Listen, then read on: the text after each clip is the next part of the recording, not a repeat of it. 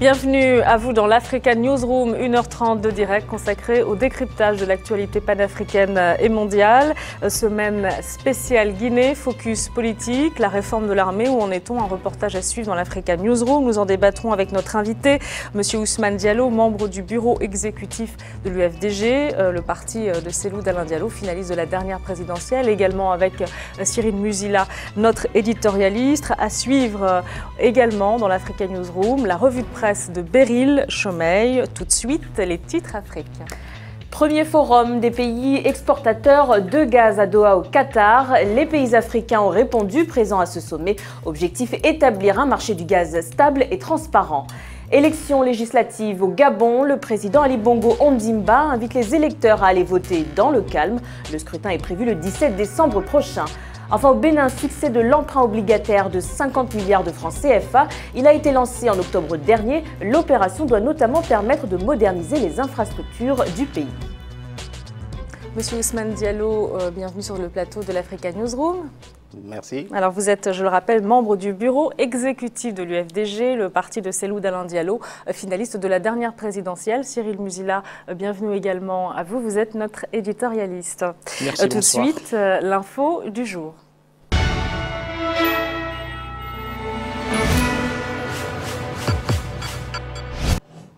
Rencontre entre les principaux pays exportateurs de gaz. Un sommet s'est tenu mardi au Qatar. Plusieurs pays africains ont pris part au débat. Leur volonté commune, améliorer leur coopération et établir un équilibre entre les prix. Christina Okello.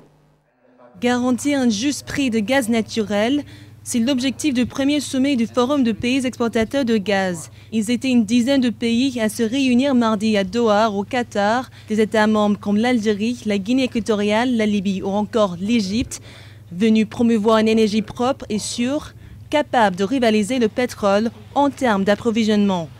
Mais pour concurrencer les pétroles sur le marché, il faut d'abord parvenir à un prix équitable. Quand vous comparez avec le pétrole, qui a aussi des hauts et des bas pris sur le marché, on est passé dans les années 80 très bas à 45 $ le baril, à quelque chose autour de, en moyenne toujours, 70, aujourd'hui on tourne autour de 90. Le pétrole, on est passé en gros à un doublement en moyenne, alors que le gaz, on est passé à un triplement. Donc vous voyez bien que c'est très intéressant pour les pays qui ont du gaz de trouver un moyen de s'assurer que sur le marché, ils ont un prix qu'ils disent eux-mêmes équitable. Contrôler la volatilité des prix était donc l'enjeu principal du sommet, mais pas seulement.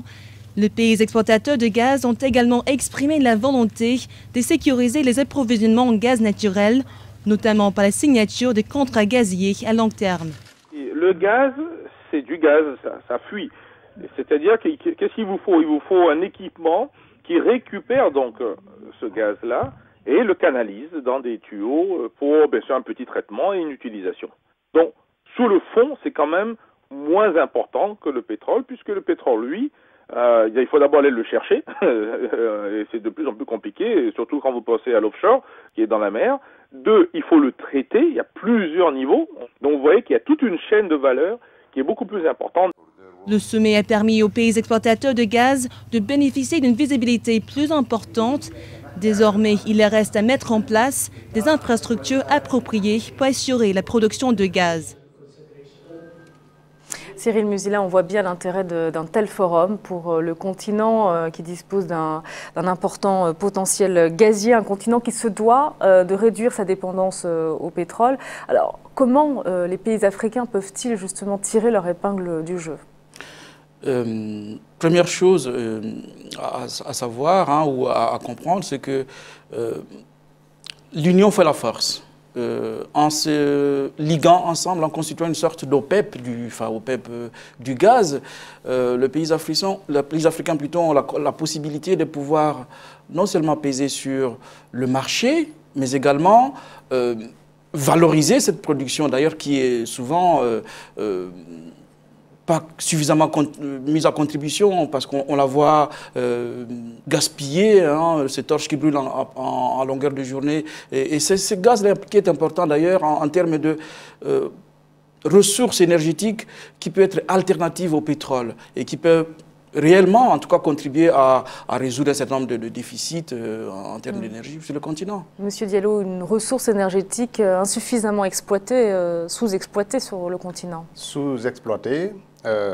Effectivement, comme Cyril le disait tout à l'heure, je pense qu'il est nécessaire que les producteurs s'organisent et qu'ils étendent aussi leur marché, qu'ils soient orientés vers les pays subsahariens. Carrément, nous, on ne consomme absolument pas le gaz, qu'il y ait des gazoducs qui soient orientés vers d'autres marchés que les marchés occidentaux traditionnels, qui aujourd'hui ont d'autres sources d'approvisionnement avec des investisseurs beaucoup plus importants. Donc, c'est nécessaire qu'ils s'organisent d'une part et d'autre part qu'ils essaient d'élargir leur offre vers d'autres populations, d'autres pays. Je pense que ce sera la clé pour eux de pouvoir contrôler demain les prix et d'avoir ce qu'ils appellent des prix équitables.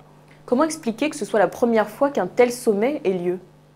Je pense qu'on s'est beaucoup focalisé sur le pétrole comme seule ressource qui pouvait avoir de l'importance parce que c'est demandé par les grandes industries et que le gaz, mon sens est beaucoup plus une énergie de la cuisine, donc pas suffisamment importante en termes d'industrie, en termes de capacité de production économique, et qu'il est important maintenant de réfléchir, pas seulement l'utiliser en termes de cuisine, mais aussi le transformer en énergie. Je pense à des projets comme ça assez importants, intéressants. La Russie est un exemple de ces cas où, justement, la capacité énergétique, le poids sur l'énergie mondiale de la Russie n'est plus à démontrer parce que justement c'est un grand producteur de gaz. Vous faisiez allusion à l'OPEP tout à l'heure. Monsieur Diallo, on parle beaucoup d'intégration africaine, d'intégration économique, mais qu'en est-il de l'intégration énergétique?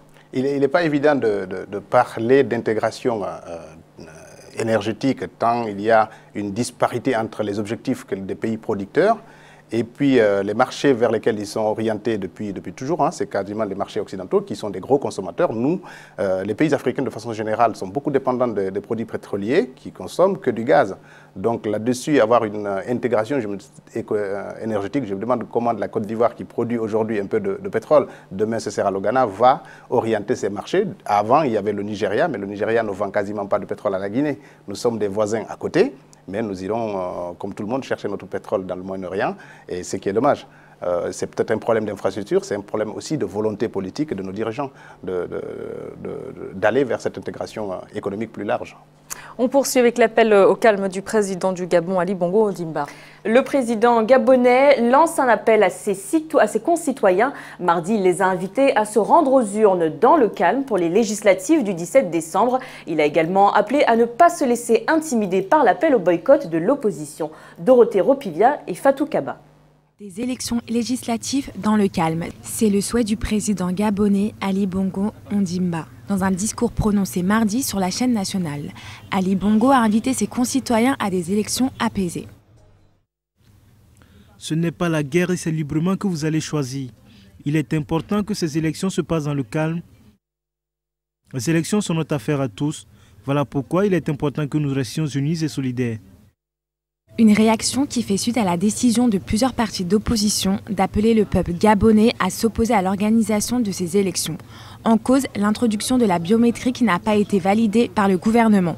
L'opposition n'ira pas aux élections tant que les conditions de transparence ne sont pas réunies. Nous avons été très clairs, nous avons demandé qu'il y ait la biométrie et les autres conditions de transparence qui passent par la révision de la CENAP et de la révision de la composition de la Cour constitutionnelle. Les élections législatives qui doivent se tenir le 17 décembre prochain représentent un enjeu majeur. Elles seront les premières organisées depuis l'arrivée au pouvoir d'Ali Bongo en 2009.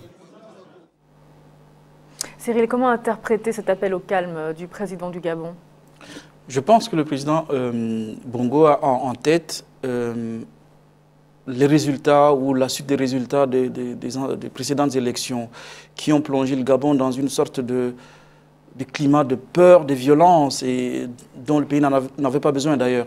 Mais aussi recadrer un peu la situation dans le sens où si nous sommes toujours en permanence en train de penser que les élections doivent conduire à la violence, nous pouvons, en tant qu'Africains, nous dire, mais écoutez, nous en avons un peu marre quand même.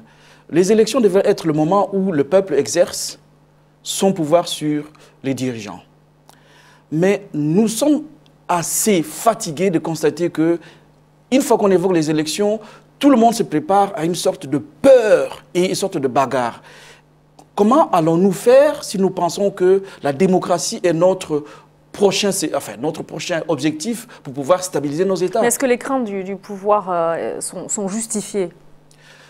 Elle pourrait être justifiée, en fait. Si parce que les revendications de l'opposition sont claires. Il s'agit de la biométrie, il s'agit d'un certain nombre de revendications qui sont déjà établies. Donc cet appel à la population à justement se manifester parce que ces revendications n'aboutissent pas, est-ce que ça, c'est pas, l'opposition n'est pas dans son rôle?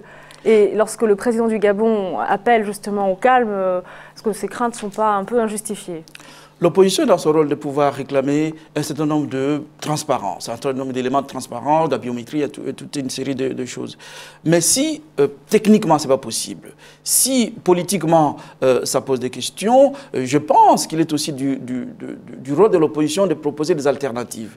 Or, il se trouve que l'appel au boycott n'est pas une alternative en réalité. Et il faudrait que la population aille voter, en fait, ils élisent leurs dirigeants. L'opposition ne souhaite pas participer au scrutin, mais une fois que les résultats seront dévoilés, est-ce qu'elle va une nouvelle fois contester ces résultats? Je ne sais pas ce qui va se passer après la proclamation des résultats. Ce qu'il faut noter, c'est qu'en Afrique, de façon générale, les chefs d'État en place, les gouvernants en place n'acceptent pas le jeu de la démocratie, l'expression vraiment que les urnes expriment la volonté populaire. Ils n'acceptent pas ça. Toutes ces questions de biométrie, toutes ces questions de contrôle de transparence, c'est parce que les acteurs politiques n'ont pas confiance à ceux qui sont en charge d'organiser des élections. Mais l'opposition au Gabon qui appelle au boycott... Ils appellent au boycott parce qu'ils n'ont pas d'autre alternative. Qu'est-ce qu'elle peut faire que d'appeler au boycott parce qu'elle n'a pas... Ce n'est pas forcément la solution parce que si l'opposition n'est pas présente à l'Assemblée, ben, ça manquera de la diversité, ça manquera vraiment, l'animation politique manquera, le débat politique ne sera pas apaisé, donc on sera au lendemain des élections encore sous des tensions. On va écouter, mais je ne sais pas pourquoi le président Ali Bongo est pressé d'aller aux élections, pourquoi ne pas discuter, écouter les opposants, discuter et trouver des solutions pour aller à des élections apaisées, pour aller dans un débat politique apaisé que d'autres pays africains ont très bien réussi par ailleurs. On poursuit avec le succès de l'emprunt obligataire au Bénin. Premier résultat de l'emprunt obligataire lancé en octobre dernier au Bénin. L'opération s'avère être un franc succès. Le gouvernement a largement dépassé ses ambitions. Pour les spécialistes, cette performance s'explique par la crédibilité du pays. Un reportage de nos correspondants Franck Loudofinin et Evelyne Agli, commentaire de Djibril Fofana. La note B pour l'emprunt obligataire lancé au Bénin en octobre dernier. L'agence de notation financière Standard & Poor's s'est prononcée quelques jours après la fin de l'opération qui a été lancée le 3 octobre dernier. Le montant indicatif de cet emprunt, qui était de 50 milliards, a largement été dépassé. Nous avons mobilisé au total 63 milliards 810 370 000 francs, qu'on peut même arrondir à 64 milliards pour parler très aisément. Et cela a donné un succès alors de 128%. Et de ce montant, les Béninois ont participé à plus de 65%. Pour les acteurs du monde financier béninois, ce succès est le résultat de la grande crédibilité dont bénéficie le Bénin auprès de la communauté financière internationale. Dans un communiqué publié le 27 octobre dernier, l'agence de notation financière Standard & Poor's a projeté une accélération de la reprise économique et envisage une croissance annuelle de 4 à 5% sur la période 2011-2014 au Bénin. Cyril Muzilet, est-ce que ce succès démontre la confiance grandissante des populations ouest-africaines, notamment par rapport aux opérations financières? Je pense que oui, hein, parce que on constate bien ce 64 ou 65%, j'entends bien sur le reportage, de la population, en fait, des Béninois qui y vont. Ça veut dire quoi? Qu'ils gardaient leur argent quelque part, dans leur maison. Donc, quelque part, qu'ils ont une capacité financière et que cette capacité financière, ils la confient à des banques, à des institutions financières. Ça veut dire, en gros, ils font confiance, plus confiance à leur maison qu'à ces institutions. Ce qui est intéressant, c'est cette démarche, en tout cas individuelle, de pouvoir se bancariser et de pouvoir, bien sûr, charger les banques à pouvoir opérer financièrement ce que ne feraient pas les individus tout seuls. Ce qui, à mon avis, est une démarche assez intéressante parce qu'en fait, elle contribue à enrichir le pays, enrichir le système financier, mais il faut qu'il y ait des systèmes qui permettent que la transparence, que cet argent soit bien utilisé et que la population ne soit pas dupée à un moment donné. Justement, sans des conditions bien établies autour des remboursements, est-ce que les populations auraient été autant motivées? Est-ce que le succès aurait été le même? Je pense qu'il faut aussi dire que c'est une prime à la bonne gouvernance et à la démocratie gabonaise, plutôt béninoise, qui est quand même une tête de peloton des pays vertueux en matière démocratique. Donc c'est une prime à ça, à la démocratie, ce qui fait que les individus, les populations ont confiance au système qui est en place. Ça, c'est déjà très réconfortant. Ça veut dire quoi? Ça veut dire que lorsque nos pays sont bien gérés, lorsque les gouvernants sont transparents dans ce qu'ils font, les populations sont capables de se mobiliser. Des efforts financiers comme ça, il y a de l'argent dans la population. Et vous êtes favorable, vous, aux emprunts obligataires? Avec les réserves que cela impose aujourd'hui, compte tenu de la volatilité des marchés financiers, mais je note pour le cas du Bénin que c'est vraiment une prime à la bonne gouvernance et c'est vraiment une prime à la démocratie qui est en place. Avec les tirages opérés auprès des partenaires financiers internationaux, le risque quand même, c'est d'alourdir la dette publique. Est-ce que c'est un risque bien réel? Je pense que le risque est réel de pouvoir effectivement emprunter encore pour pouvoir alourdir ça. Et est-ce que, en contrepartie, le Bénin a les moyens de pouvoir rembourser ses bailleurs de fonds, ses créanciers? On n'est pas sûr. Il faut se rappeler que nous sommes en pleine crise financière qui refrène beaucoup les appétits des gens. On va peut-être demander aux Béninois au gouvernement béninois d'être prudent dans cette démarche. Voilà, tout de suite le zoom de la rédaction. Amor Safraoui, un avocat tunisien, évoque la création d'une structure judiciaire.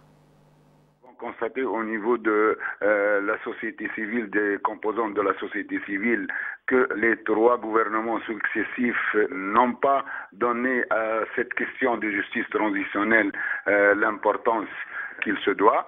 Et donc, nous avons constitué cette inter-associative pour participer et surtout pour coordonner avec le prochain gouvernement à ce qu'il y ait instauration du mécanisme de la justice transitionnelle dans les plus brefs délais. Nous allons tout d'abord accélérer l'installation des centres d'écoute, surtout dans les régions sinistrées. Le plus important sera d'écouter les victimes, d'écouter leurs témoignages, leurs doléances. Alors, en août dernier, déjà, une militante des droits de l'homme avait créé le Centre de Tunis pour la justice transitionnelle. L'objectif, c'est de poser les bases pour une justice et une équité, poser les bases de mécanismes judiciaires. Cela démontre combien il est important maintenant en Tunisie qu'une réforme justement de la justice soit instaurée. C'est une des préoccupations, effectivement, qu'une fois le régime a changé, les nouvelles élections, les élections viennent d'avoir lieu et qui ont démontré une certaine dynamique de personnages, et que toute la reconstruction de tout un pays est en marche, est en route, que la dimension justice, la dimension judiciaire soit aussi à la hauteur des attentes des Tunisiens. Et c'est important de pouvoir amorcer cette transition, qui est, à mon avis, une démarche assez intéressante. Est-ce qu'elle aboutira? Est-ce qu'elle aboutira à quelque chose d'intéressant? Ça, c'est vraiment le bien qu'on peut souhaiter aux Tunisiens. Et je pense qu'ils s'y attellent parce que beaucoup de personnes sont intéressées à pouvoir apporter leur contribution là-dessus. Justement, quelle crédibilité donner à un tel collectif? Est-ce qu'il a les moyens de participer à la réconciliation nationale et de s'attaquer en même temps à l'ancien régime? En tout cas, elle pose des alertes par rapport aux nouvelles autorités. Elle place la justice au cœur de la démarche parce que des pays qui ont subi la tyrannie, qui ont subi ces formes de dictature depuis de très nombreuses années, c'est important qu'il y ait une justice qui soit opérationnelle à laquelle les populations croient pour permettre l'enracinement de la démocratie. Je pense qu'elle fait un appel aussi au gouvernement. Il appartiendra aux nouvelles autorités de les associer dans la définition de l'appareil judiciaire qui va être mis en place à la suite des élections qu'on vient de vivre en Tunisie. Allez, voici maintenant ce qu'il faut retenir en bref dans l'actualité du continent. Les réfugiés ivoiriens résidant au Togo de retour en Côte d'Ivoire. Un accord tripartite entre le Togo, la Côte d'Ivoire et le Haut Commissariat des Nations Unies aux réfugiés a été signé en début de semaine à Lomé. Baisse du prix des produits pétroliers au Niger, une annonce faite mardi par le ministre de l'Énergie et du Pétrole. Il a mis l'accent sur le coût des investissements réalisés sur le bloc d'Agadem et les efforts consentis par le Niger et ses partenaires chinois. Enfin, 100 milliards de francs CFA pour la construction d'infrastructures administratives au Sénégal. Le ministre sénégalais de l'Intérieur a annoncé la mise en place d'un programme dans les 14 régions du pays. Cyril Mouzila, selon les chiffres du Haut Commissariat des Nations Unies pour les réfugiés, il y a aujourd'hui 187 000 Ivoiriens qui sont à l'extérieur de leur pays. Ils sont répartis dans une douzaine de pays d'Afrique de l'Ouest, à commencer par les voisins immédiats donc, de la Côte d'Ivoire. Principal obstacle pour ces Ivoiriens qui vivent à l'extérieur désormais de leur pays, la sécurité, le problème de la sécurité. On voit bien là qu'il ne s'agit pas simplement de passer des accords avec les pays où sont réfugiés ces Ivoiriens pour que les choses entrent dans l'ordre. Il faut aussi que ces réfugiés aient des garanties. Absolument. Et ça, c'est le défi un des défis les plus importants auxquels doit faire face le président Ouattara, de ne pas laisser des Ivoiriens en dehors du pays se débrouiller tout seuls. C'est-à-dire hors de leur pays d'abord, et puis surtout sans avoir confiance de pouvoir retourner chez eux. Les défis, il est celui-là d'abord, de créer les conditions d'accueil ou de retour de ces Ivoiriens qui se retrouvent chez eux en pleine confiance, sans pouvoir être poursuivis pour telle ou telle cause, à moins qu'ils aient été inquiétés par la justice, mais leurs opinions politiques, leur appartenance religieuse ou ethnique, qu'on ne fasse pas problème. Ça, c'est une des conditions, en tout cas, de la réconciliation et de la réconciliation de la Côte d'Ivoire. Je pense que les Ivoiriens attendent cela comme signal et qui permet aussi de donner des gages d'une reconstruction qui a lieu et qui permettent vraiment un climat de pacification, un climat de paix sur tout le pays. Monsieur Diallo, quelles sont les conditions, les préalables que posent ces réfugiés à leur retour? On l'a bien vu, il y a la sécurité, mais quelles sont les garanties?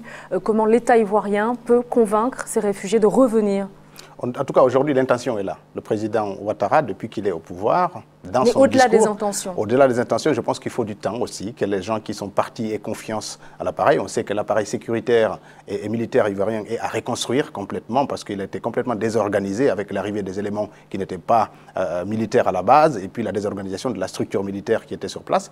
Mais quand l'intention est là et la volonté du gouvernement, je pense que c'est son devoir d'aller vers ces gens-là, là où ils sont réfugiés, pour les rassurer. Mais il faut du temps pour que les gens aient confiance à l'appareil judiciaire de leur pays, qu'ils aient confiance aux institutions de leur pays pour revenir. Je pense que tout ça prendra du temps, mais compte tenu de la démarche qui est employée actuellement, il me semble que ça peut porter ses fruits très rapidement.